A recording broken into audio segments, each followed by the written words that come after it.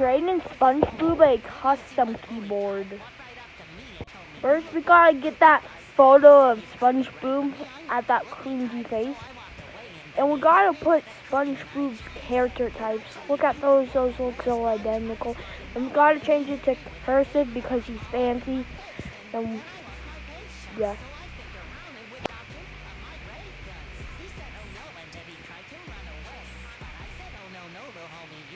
Gotta add the bubble effect, definitely, because he's underwater. He's a sponge too.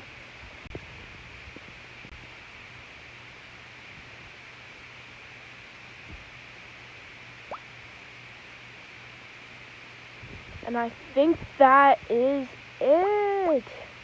And look at me typing. It's kind of hard to type because I don't really type in cursive. But you should listen to what SpongeBob is typing with